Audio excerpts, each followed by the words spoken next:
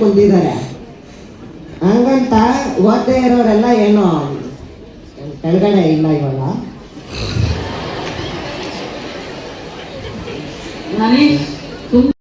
ಪಾಸಾಗಿ ಯಾವುದೇ ನೀವು ಎಷ್ಟು ಸಲ ಆದರೂ ಫೇಲ್ ಆಗ್ರಿ ಒಟ್ಟಿನಲ್ಲಿ ಹಿಂದಕ್ಕೆ ಅಂದರೆ ಏನಿವಾಗ ಡ್ರೈವಿಂಗು ಇವಾಗೆಲ್ಲ ಸ್ಟೂಡೆಂಟ್ಸ್ಗೆಲ್ಲ ಜಾಸ್ತಿ ಆಪ್ಷನ್ಸ್ ಕಾಣಿಸ್ತವೆ. ನಾವು ಡ್ರೈವಿಂಗ್ ಹೋಗ್ಬೋದು, ಇದು ಕೆಲವು ಈ ಜಲ್ಲಿ ಕ್ರಾಶರ್ಗಳಲ್ಲೆಲ್ಲ ಅಕೌಂಟೆಂಟ್ ಕೆಲಸಗಳು ಎಲ್ಲ ಇರ್ತವೆ. ಇಂಥ ಕೆಲಸಗಳು ಮಾಡಿಕೊಂಡು ನಾವು ನಮ್ಮ ಲೈಫನ್ನು ಕಟ್ಕೊಳ್ಬೋದು ಅಂದ್ಕೊಂಡಿರ್ತಾರೆ. ಆದರೆ ಮುಂದಕ್ಕೆ ಇದರಿಂದ ಬರೋ ಸಂಬಳ ತುಂಬ ಕಮ್ಮಿ ಆಗುತ್ತೆ.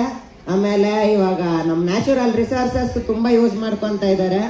ಇದು ಇದಕ್ಕೂ ಒಂದು ಎಂಡ್ ಇದೆ, ಇದು ಎಕ್ಸಾಸ್ಟೇಬಲ್ ರಿಸೋರ್ಸು. ಆಮೇಲೆ ನಾವು ಮೇಯ್ನ್ ಓದೋದು ಏನಕ್ಕಂದರೆ, ನೀವು ಚೆನ್ನಾಗಿ ಓದಿದ್ದೀರಾ ಅಂದರೆ ನಿಮ್ಗೇನೋ ಒಂದು ಕೆಲಸ ಸಿಗುತ್ತೆ. ನೀವೆಲ್ಲಾದರೂ ಹೋಗ್ರಿ, ನಿಮ್ಗೆ ವಿದ್ಯೆ ಐತೆ ಅಂದರೆ ಗೆಲ್ತೀರಾ. ಇವಾಗ ನೀವು ಯಾವ ನಿಮ್ಗೆ program in my life best program. So ಹೇಳ್ಬೇಕಂದ್ರೆ Pradeep Eshwar sir MLA of the ಇದು ಚಿಕ್ಕಬಳ್ಳಾಪುರ. ಚಿಕ್ಕಬಳ್ಳಾಪುರ MLA ಆದವರು ನಮಗೆ 10th ಎಸ್ಪೆಷಲಿ 10th ಸ್ಟೂಡೆಂಟ್ಸ್ಗೆ ಎಲ್ಲಾನು ಈ ಕನ್ನಡ ಭವನ ಇಷ್ಟು ತುಂಬ ಅರೇಂಜ್ಮೆಂಟ್ ಮಾಡಿ, ಇಷ್ಟು ಡಿಸಿಪ್ಲಿನ್ ಆಗಿ, ಇಷ್ಟು ಚೆನ್ನಾಗಿ ನಮ್ಮನ್ನೆಲ್ಲ ಕರೆಸಿ ಅವರು ತುಂಬ ಚೆನ್ನಾಗಿ ಮೋಟಿವೇಶನ್ ಸ್ಪೀಚನ್ನು ಕೊಟ್ಟಿದ್ದಾರೆ. ಅವರು ನಮಗೆ not for education, how to became a real life hero heroine ಅದ್ರ ಬಗ್ಗೆ, ಮತ್ತೆ ನಾವು ಯಾವ ಥರ ನಮ್ಮ ಪೇರೆಂಟ್ಸ್ಗೆ, ನಮ್ಮ ಟೀಚರ್ಸ್ಗೆ ನಮ್ಮ ಲೈಫಲ್ಲಿ ರೆಸ್ಪೆಕ್ಟ್ ಕೊಡಬೇಕು, ಅವರಿಂದ ಯಾವ ಥರ ನಾವು ಬ್ಲೆಸ್ಸಿಂಗ್ಸ್ ತಗೋಬೇಕು, ಮತ್ತು ಯಾವ ಥರ ನಾವು ಹಾರ್ಡ್ ವರ್ಕ್ ಮಾಡಿ ಸ್ಟಡಿ ಮಾಡಿ ನಾವು ಮುಂದೆ ಲೈಫಲ್ಲಿ ಯಾವ ಥರ ಸಕ್ಸಸ್ ಆಗಬೇಕು ಅಂತ ಹೇಳ್ಬಿಟ್ಟು ಈ ಮೋಟಿವೇಶನ್ ಸ್ಪೀಚಲ್ಲಿ ನಮ್ಮನ್ನೆಲ್ಲ ತುಂಬ ಮೋಟಿವೇಟ್ ಮಾಡಿದ್ದಾರೆ. Hats off you sir, thank you so much for this opportunity. ಒಂದು ಪ್ರತಿಭೆ ಇಲ್ಲ ಅನ್ನೋದು ಬೇರೆಯವ್ರದ್ರಲ್ಲಿ ಅದಿರುತ್ತೆ. ಆ ಪ್ರತಿಭೆ ಅನ್ನೋದು ದೇವರು ಎಲ್ರಿಗೂ ಅವ್ರಿಗೆ ಕೆಪಾಸಿಟಿ ತಕ್ಕಂಗೆ ಅವ್ರು ಯಾವ್ದ್ರಲ್ಲಿ ಅದನ್ನ ಕೇಪೇಬಲ್ ಇರ್ತಾರೋ ಅದನ್ನ ತಕ್ಕಂಗೆ ಅವರೆಲ್ಲ ಕೊಡ್ತಾರೆ ಅಂತ ಹೇಳ್ಬಿಟ್ಟು ಆ ಮೋಟಿವೇಶನ್ ಇಂದ ನಮಗೆ ನಮ್ಮ DC ಸರ್ ಅವರು ತುಂಬಾನೇ ಮೋಟಿವೇಟ್ ಮಾಡಿದ್ದಾರೆ. ಆ್ಯಂಡ್ ನಮ್ಮ CEO ಅವರವರು ಈ ತುಂಬ ಇಷ್ಟು ಚೆನ್ನಾಗಿರೋ ಪ್ರೋಗ್ರಾಮಲ್ಲಿ ಇವು 3 ನಮ್ಮ ರಿಸೋರ್ಸ್ ಪರ್ಸನ್ಸ್ ಅಂತಲೇ ಹೇಳ್ಬೋದು. ಇವ್ರು 3 ಮೆಂಬರ್ಸ್ಗೂ ತುಂಬ ಚೆನ್ನಾಗಿ ನಮ್ಮನ್ನೆಲ್ಲ ಮೋಟಿವೇಟ್ ಮಾಡಿದ್ದಾರೆ. ನಮ್ಗೆ ಎಕ್ಸಾಮ್ ಅಂದರೆ ಭಯ ಇತ್ತು, ಇನ್ನೇನು 10 days ಇದೆ ಎಕ್ಸಾಮ್ಗೆ, ಭಯ ಇತ್ತು. ಆ ಭಯನ ನಮಗೆ ಯಾವ ಥರ ನಾವು ಭಯನ ಫೇಸ್ ಮಾಡಬೇಕು, ಅಫ್ರೈಡ್ ಯಾರಿಗೂ ಆಗಬಾರ್ದು ಅಂತ ಹೇಳ್ಬಿಟ್ಟು ಆ ಭಯನ ಯಾವ ಥರ ಫೇಸ್ ಮಾಡಬೇಕು. ನಾವು ಕ್ವಶನ್ ಪೇಪರ್ ನೋಡಿದ ತಕ್ಷಣ ನಾವು ಇದನ್ನ ಓದಿಲ್ಲ ಅಂತ ಹೇಳ್ಬಿಟ್ಟು ನಾವು ತುಂಬ ಇದಾಗ್ತೀವಿ. ಬಟ್ ಅದನ್ನ ಯಾವ ರೀತಿ ಫೇಸ್ ಮಾಡಬೇಕು, ಆ ಭಯನ ಯಾವ ರೀತಿ ಫೇಸ್ ಮಾಡಬೇಕು ಅಂತ ಹೇಳ್ಬಿಟ್ಟು ಈ ಮೋಟಿವೇಶನ್ ಪ್ರೋಗ್ರಾಮ್ನ ಅವರು ಹಮ್ಮಿಕೊಂಡಿದ್ದಾರೆ. ಈ ಮೋಟಿವೇಶನ್ ಸ್ಪೀಚ್ ನನ್ನ ಪ್ರಕಾರ ಈ ಮೋಟಿವೇಶನ್ ಪ್ರೋಗ್ರಾಮು ತುಂಬ ಚೆನ್ನಾಗಿ ಸಕ್ಸಸ್ ಆಗಿದೆ. Thank you for this opportunity and thank you again. Education ಏನು ಒಂದು ಸಿಸ್ಟಮ್ ಇದೆ, ಅವ್ರಿಗೂ ಸಹ ನಾನು ಒಂದು ಥ್ಯಾಂಕ್ಸ್ನ ಹೇಳಕ್ಕೆ ಇಷ್ಟಪಡ್ತೀನಿ. ಫಸ್ಟ್ ಆಫ್ ಆಲ್ ನಮ್ಮ ಮಾನ್ಯ ಶಾಸಕರು ಏನಂದರೆ ನಾವು ಈ ಸ್ಪೀಚಿಂದ ಕಲಿಯೋದು ತುಂಬ ಇದೆ. ಯಾರು ಏನು ಕಲಿಯದೆ ಸುಮ್ಮನೆ ಬಂದು ಕೂತಿಲ್ಲ, ಏನೋ ಮೋಟಿವೇಶನ್ಗಾಗಿ ಕೂತಿದ್ದೀವಿ. ಸೊ ಎಲ್ಲರಿಗೂ ಒಂದು ಮೋಟಿವೇಶನ್ ಸಿಕ್ಕಿದೆ ಅಂತ ಅನ್ಕೋತೀನಿ. ಪ್ರದೀಪ್ ಈಶ್ವರ್ ಸರ್ ಆಗಿರ್ಬೋದು, ಒಂದು ಎಜುಕೇಷನ್ ಎಷ್ಟು ಇಂಪಾರ್ಟೆಂಟು ಅಂತ ಹೇಳ್ಕೊಂಡಿದ್ದಾರೆ. ಎಷ್ಟೋ ಬಡ ಮಕ್ಕಳಿಗೆ ಎಜುಕೇಷನ್ ಮಹತ್ವವನ್ನು ತಿಳಿಸ್ಕೊಟ್ಟು ಅವ್ರಿಗೆ ಒಂದು ಒಳ್ಳೆ ನೀತಿ ಆಗಿರ್ಬೋದು, ಸೀಟ್ ಆಗಿರ್ಬೋದು, ತುಂಬ ಅಕಾಡೆಮೀಸ್ ಓಪನ್ ಮಾಡಿ ಅವರಲ್ಲಿರ್ತಕ್ಕಂಥ ಜ್ಞಾನನ ಇರೋ ಮಕ್ಕಳಿಗೆ ಹಬ್ಬಿಸ್ಬೇಕು ಅಂತ ಪ್ರಯತ್ನ ಪಡ್ತಿದ್ದಾರೆ. ಸೊ ಅದು ಆದಷ್ಟು ಬೇಗ ಆಗಿ ಎಲ್ಲ ಮಕ್ಕಳು ಜ್ಞಾನವಂತರಾಗಬೇಕು ಅಂತ. ಆಸ್ MLA ಆಗಿ ಇವರು ಇಷ್ಟು ಒಂದು ಕಾರ್ಯಗಳನ್ನ ಮಾಡ್ತಿದ್ದಾರೆ ಅಂದಮೇಲೆ ಎಜುಕೇಷನ್ ಮಿನಿಸ್ಟರ್ ಆಗಿ ಸಹ ಇವರು ಕಾರ್ಯನ ನಿರ್ವಹಿಸ್ಬೋದು. MLA ಆಗಿ ಈ ರೀತಿ ಮಕ್ಕಳ ಎಜುಕೇಷನನ್ನು ಕೊಡಬೇಕು ಅಂತ ಯೋಚನೆ ಮಾಡಿರ್ತಕ್ಕಂಥ ನಮ್ಮ MLA ಸರ್ ಮುಂದೆ ಎಜುಕೇಷನ್ ಮಿನಿಸ್ಟರ್ ಆಗಿ ಸಹ ಒಂದು ಮಕ್ಕಳಿಗೆ ಒಂದು ಒಳ್ಳೆ ಮೌಲ್ಯ ಶಿಕ್ಷಣವನ್ನು ಕೊಡ್ತಾರೆ ಅಂತ ನನ್ನ ಅನಿಸಿಕೆ. So thank you. ಅವರು ಈಗ ಉನ್ನತ ಸ್ಥಾನಕ್ಕೆ ಬಂದಿದ್ದಾರೆ, ನಾವು ಅವ್ರ ಥರ ಉನ್ನತ ಸ್ಥಾನಕ್ಕೆ ಬರ್ತೀವಿ ಅಂತ ಹೇಳ್ತಾ ನಾನು 625ಕ್ಕೆ 625 ತೆಗೆದುಕೊಂಡು ಔಟ್ ಆಫ್ ಔಟ್ ಬರ್ತೀನಿ. ನಮ್ಮ ಚಿಕ್ಕಬಳ್ಳಾಪುರ ಮುಗಿಸ್ತೀನಿ ಅಂತ ಹೇಳ್ತಾ ಇದ್ದೀನಿ. ಅವ್ರ ಥರನೇ ಚೆನ್ನಾಗಿ ಉನ್ನತ ಸ್ಥಾನಕ್ಕೆ ಹೋಗ್ಬೇಕು ಅನ್ನೋದು ನನ್ನ ಕನಸು. ನಮ್ಮ ಶಾಸಕರು ನಮ್ಮ ಹೆಮ್ಮೆ ಅಂತ ಹೇಳೋದಕ್ಕೆ ನಾನು ಹೆಮ್ಮೆ ಪಡ್ತೀನಿ. ನಮ್ಮ ಶಾಲೆಯಿಂದ ಓದಿ ಇವಾಗ ಅವರು ಇಲ್ಲಿದ್ದಾರೆ ಅಂದರೆ ತುಂಬ ಹೆಮ್ಮೆ ಆಗುತ್ತೆ ನಮ್ಮ ಪೆರೇಸ್ ಅಂದ್ರಾಗೆ. ಅವರಿಂದ ನಾವು ತುಂಬ ಕಲ್ತ್ಕೋಬೇಕು. ಇವತ್ತು ಅವರು ಮೋಟಿವೇಶನ್ ಕ್ಲಾಸಿಂದ ಎಲ್ಲರಿಗೂ ಸ್ವಲ್ಪ ಮೋಟಿವೇಶನ್ನಿಂದ ನಾವು ಪಾಸ್ ಆಗ್ತೀವಿ ಅನ್ನೋ ಧೈರ್ಯ ಬಂದಿದೆ. ಅವ್ರಿಗೆ ತುಂಬ ಥ್ಯಾಂಕ್ಸ್ ಸರ್. ಇಷ್ಟು ಹೇಳೋದಕ್ಕೆ ಅವಕಾಶ ಕೊಡಿ. ಪ್ರಭು ಸರ್ ಇದ್ದಾರೆ, ನಮ್ಮ CEO ಸಾಹೇಬರಿದ್ದಾರೆ, ಹಾಗೆ ಪ್ರದೀಪ್ ಸರ್ ಇದ್ದಾರೆ. 3 ಜನ ರಿಯಲ್ ಲೈಫ್ ಹೀರೋಗಳು ನಿಮ್ಮ ಮುಂದೆ ನಿಂತಿದ್ದಾರೆ. ಹಾಗಾಗಿ ಅವ್ರಿಗೆ ಒಂದ್ಸಲಿ ಜೋರು ಚಪ್ಪಾಳೆ ಮೂಲಕ ಈ ಕಾರ್ಯಕ್ರಮಕ್ಕೆ ಯಶಸ್ವಿಯನ್ನು ಮಾಡಿಕೊಟ್ಟಿದ್ದಾರೆ. ತಮ್ಮ ಚಪ್ಪಾಳೆ ಮೂಲಕ ಅವರಿಗೆ ಧನ್ಯವಾದಗಳನ್ನು ತಿಳಿಸ್ತಾ 625ಗೆ 625 ನಮ್ಮ ಚಿಕ್ಕಬಳ್ಳಾಪುರ ರಾಜ್ಯದಲ್ಲಿ ಯಾವ ಸ್ಥಾನದಲ್ಲಿ ಇರುತ್ತೆ? ಯಾವ ಸ್ಥಾನದಲ್ಲಿ ಇರ್ತದೆ?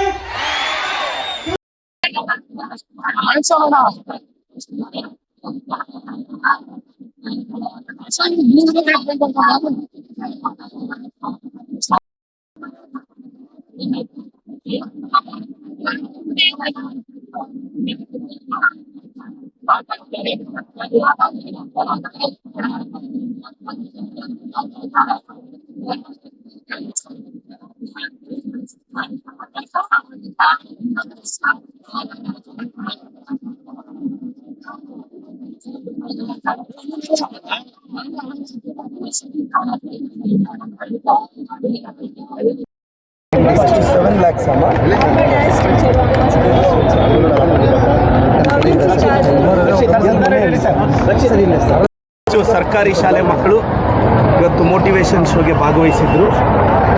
ಇನ್ನು ಕೆಲವು ದಿನಗಳಿದೆ ಎಕ್ಸಾಮ್ಗೆ. ವಿದ್ಯಾರ್ಥಿಗಳಿಗೆ ಆತಂಕ ಇರುತ್ತೆ, ಅಭದ್ರ ಇರುತ್ತೆ, ಭಯ ಇರುತ್ತೆ. ಸೊ 1-1.5 ಗಂಟೆಗಳ ಕಾಲ ನಾನು ಟೀಚರು, ಮೋಟಿವೇಶ್ನಲ್ ಸ್ಪೀಕರು ಅವ್ರಿಗೆ ಮೋಟಿವೇಟ್ ಮಾಡಿದೆ. ಮಕ್ಕಳು ಮೋಟಿವೇಟ್ ಆಗಿದ್ದಾರೆ, ನನಗೆ ನಂಬಿಕೆ ಇದೆ. ಲಾಸ್ಟ್ ಇಯರ್ಗಿಂತ ಈ ವರ್ಷ ಕಂಪ್ಯಾರಿಟಿವ್ಲಿ ಚಿಕ್ಕಬಳ್ಳಾಪುರ ಬೆಟರ್ ಸ್ಥಾನದಲ್ಲಿರುತ್ತೆ. ನಿಮಗೆ ಗೊತ್ತಿದೆ, ಚಿಕ್ಕಬಳ್ಳಾಪುರ ತಾಲೂಕಲ್ಲಿ SSLC ಎಕ್ಸಾಮ್ನ ತುಂಬ ಸ್ಟ್ರಿಕ್ಟಾಗಿ ಮಾಡ್ತಿದ್ದೀವಿ. ನೀವು ಲಾಸ್ಟ್ ಇಯರು ಬೇಕಾದ್ರೆ ವಿಚಾರಿಸ್ಕೊಳ್ಳಿ, ಸ್ಟ್ರಿಕ್ಟಾಗಿ ಮಾಡ್ತಿದ್ದೀವಿ. ಪರ್ಸೆಂಟೇಜ್ ಕಡಿಮೆ ಬಂದರೂ ಪರವಾಗಿಲ್ಲ, ಬಟ್ ಖಂಡಿತವಾಗೂ ಲಾಸ್ಟ್ ಇಯರ್ಗಿಂತ ಈ ವರ್ಷ ಬೆಟರ್ ಪೊಸಿಷನ್ ಬರುತ್ತೆ ಅಂತ ನಂಬಿಕೆ ಇದೆ ಸರ್. ಸರ್, ಈಗ ನಿಮ್ಮ ಮೋಟಿವೇಶನ್ ಸ್ಪೀಚ್ ಒಂದು ಕೇಳಿದಂಥ ವಿದ್ಯಾರ್ಥಿಗಳು ಕೂಡ ಹೇಳ್ತಿದ್ರು, ನಾವು ಟೆಸ್ಟ್ ಪಾಸ್ ಆಗುವಂಥ ವಿದ್ಯಾರ್ಥಿಗಳು ಒಂದು ಉತ್ತಮ ಅಂಕ ಪಡೋದಕ್ಕೆ ಅನುಕೂಲ ಆಗಿದೆ ಅಂತ ಹೇಳ್ತಿದ್ರಿ. ಸರ್, ಏನು ವಿದ್ಯಾರ್ಥಿಗಳಿಗೆ ಏನಾಗಿರುತ್ತೆ ಅಂದರೆ ಒಂದು ಸ್ಫೂರ್ತಿ ಇರಬೇಕು. ಅವ್ರ ಹತ್ರ ಆ ಅವರಲ್ಲಿರೋ ಫೈರ್ನ ಆಚೆ ತಂದು ನೀನೇನಾದರೂ ಮಾಡ್ತೀಯ ಮಗ ಅಂತ ಹೇಳೋನ್ಬೇಕು. ಆ ಕೆಲಸ ನಾವು ಮಾಡಿದ್ದೀವಿ. ಅವ್ರು ಗೆಲ್ತಾರೆ, SSLCಯಲ್ಲಿ ಪರ್ಫಾರ್ಮ್ ಮಾಡ್ತಾರೆ. ಅಟ್ಲೀಸ್ಟ್ ತುಂಬ ಬಡವ್ರ ಮಕ್ಕಳು ಫೇಲ್ ಆಗೋ ಹುಡುಗ ಪಾಸ್ ಆದರೆ SSLC ಮೇಲೆ ಯಾವುದೋ ಒಂದು ಉದ್ಯೋಗ ಕಟ್ಕೊಂಡು ಬದುಕನ್ನು ಕಟ್ಕೊತಾನೆ ಅಂತ ನಮ್ಮ ಆಸೆ ಸರ್. ಈಗ ಟೆಸ್ಟ್ ಸೀರೀಸ್ಗಳನ್ನು ಆಯೋಜನೆ ಮಾಡಿದ್ರಿ. ಇದು ಯಾವ ರೀತಿ ಅನುಕೂಲ? ಚೆನ್ನಾಗಾಗಿದೆ ಸರ್. ಈಗ ಲಾಸ್ಟ್ ಇಯರ್ ಟೆಸ್ಟ್ ಸೀರೀಸ್ ಮಾಡಿದ್ವಿ, ಈ ವರ್ಷ ಸೆಲೆಕ್ಟೆಡ್ ಟೆಸ್ಟ್ಗಳನ್ನ ಮಾಡಿದ್ವಿ. ಹೇಗೆ ಲಾಸ್ಟ್ ಇಯರ್ಗೆ ಈ ವರ್ಷಕ್ಕೆ ಸ್ವಲ್ಪ ಸ್ಟ್ರಾಟಜಿ ಚೇಂಜ್ ಮಾಡ್ಕೊಂಡಿದ್ದೀವಿ. ಅದು ಯಶಸ್ವಿ ಆಗುತ್ತೆ ಅಂತ ನನ್ನ ಸರ್. ಪ್ರದೀಪ್ ಈಶ್ವರ್ ಅವರು ಅಂದರೆ ಜೋಶ್ ಹಾಕಿ ವಿದ್ಯಾರ್ಥಿಗಳಿಗೆ ಅವ್ರ ಭವಿಷ್ಯ ನಾನೇ ಅಲ್ವಾ ಕರ್ನಾಟಕದಲ್ಲಿ ವಿದ್ಯಾರ್ಥಿಗಳ ಭವಿಷ್ಯ ನಾನು.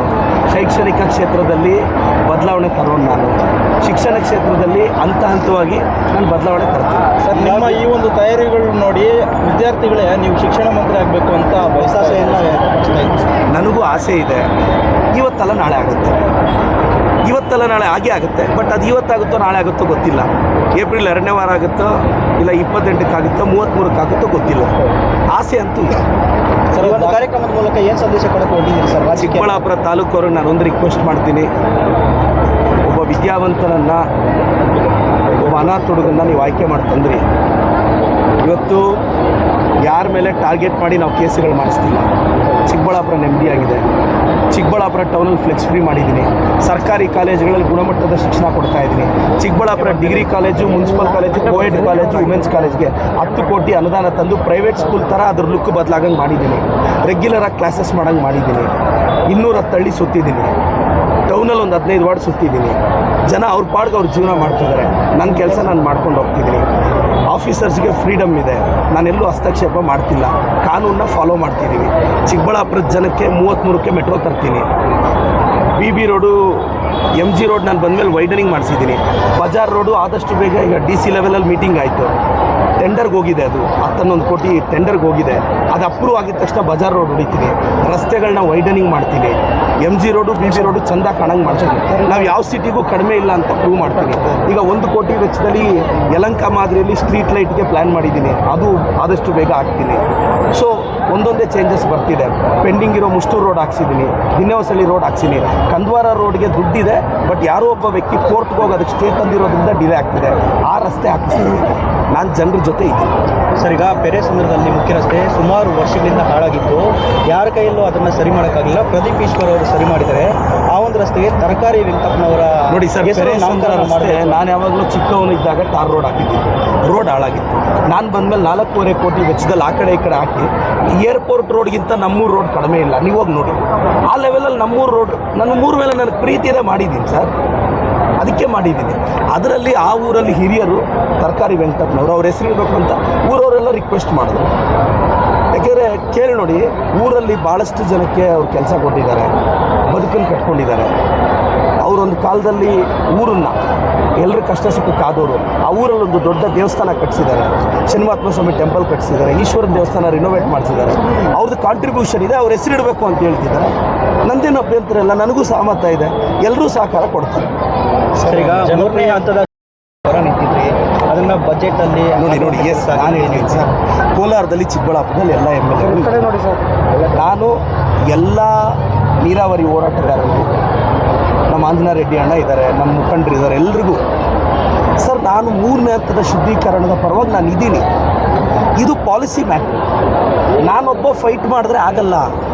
ನಾನು ಫೈಟ್ ಮಾಡ್ತಿದ್ದೀನಿ. ಇದಕ್ಕೆ ನನ್ನ ಸಚಿವರು, ಜಿಲ್ಲೆಯ ಎಲ್ಲ ಶಾಸಕರು, ಕೋಲಾರನ ಎಲ್ಲ ಶಾಸಕರು ಒಮ್ಮತವಾಗಿ ಫೈಟ್ ಮಾಡಿದ್ರೆ ಆಗುತ್ತೆ.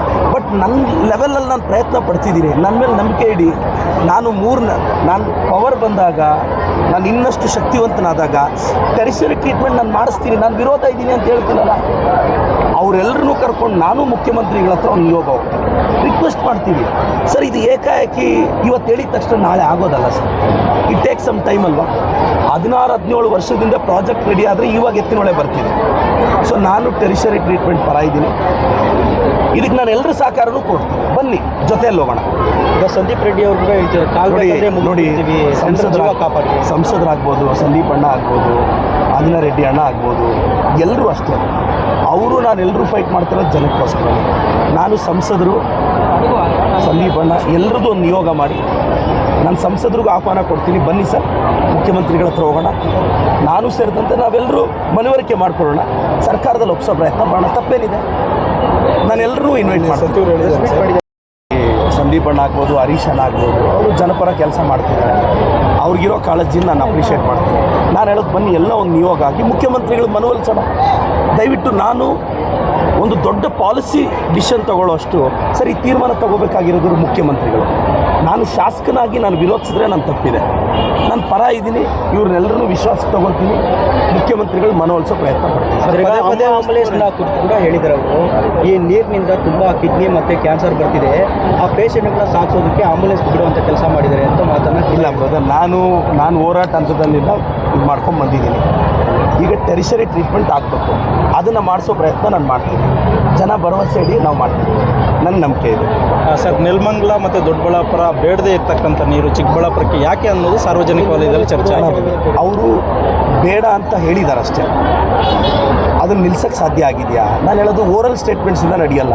ಈಗ ನಾನು ಟೆರಿಷರಿ ಟ್ರೀಟ್ಮೆಂಟ್ ಪರ ಇದ್ದೀನಲ್ಲ, ನಾನು ಇದಕ್ಕೆ ನಮ್ಮ ಸಚಿವರು ಸಹಕಾರ ಕೇಳ್ತೀನಿ, MC ಸಾಹೇಬ್ರು ಸಹಕಾರ ಕೇಳ್ತೀನಿ, ಸುಬ್ಬಾರೆಡ್ಡಿ ಸಾಹೇಬ್ರು ಸಹಕಾರ ಕೇಳ್ತೀನಿ, ಪುಟ್ಟಸ್ವಾಮೇಗೌಡರು ಸಹಕಾರ ಕೇಳ್ತೀನಿ, ಮೇಲೂರು ರವಿಯಣ್ಣನ ಸಹಕಾರ ಕೇಳ್ತೀನಿ. ಆ 4 ಜನನೂ ನಾನೇ ನಿಯೋಗ ಮಾಡ್ತೀನಿ. ಆ 4 ಜನ ನನಗೆ ಸಹಕಾರ ಕೊಡಲಿ.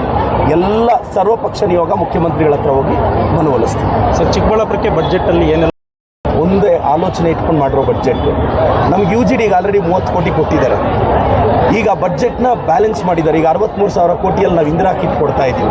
ಅಂದರೆ ಈಗ ಅಕ್ಕಿ, ಬೇಳೆ, ಉಪ್ಪೆಲ್ಲ ಬರುತ್ತೆ. ಅದಾದಷ್ಟು ಬೇಗ ಕೊಡ್ತೀವಿ ಸರ್. ಮುಂದಿನ ಬಜೆಟಲ್ಲಿ ಏನಾದರೂ 3ನೇ ಹಂತ ಶುದ್ಧೀಕರಣ ಆಗೋ ನಿರೀಕ್ಷೆ ಇದೆಯಾ ಸರ್? ಸರ್, ನಾನು ಜನಕ್ಕೆ ಹೇಳ್ತೀನಿ ನೋಡಿ, ನಾನು ನೆಕ್ಸ್ಟ್ ಎಲೆಕ್ಷನ್ಗೋಸ್ಕರ ಫೈಟ್ ಮಾಡೋನಲ್ಲ, ನಾನು ನೆಕ್ಸ್ಟ್ ಜನ್ರೇಷನ್ಗೋಸ್ಕರ ಫೈಟ್ ಮಾಡೋನು. ನಾನೊಬ್ಬ ಶಾಸಕನಾಗಿ ನನ್ನ ಪವರು ಲಿಮಿಟ್ ಆಗಿದೆ. ನಾನು ಟೆರಿಷರಿ ಟ್ರೀಟ್ಮೆಂಟ್ ಪರ ಇದ್ದೀನಿ. ನಾನು ಸಂಸದರಿಗೂ ಎಲ್ರಿಗೂ ರಿಕ್ವೆಸ್ಟ್ ಮಾಡಿ ಒಂದಿನ ಮುಖ್ಯಮಂತ್ರಿಗಳ ಹತ್ರ ಕರ್ಕೊಂಡು ಹೋಗ್ತೀನಿ. Okay sir.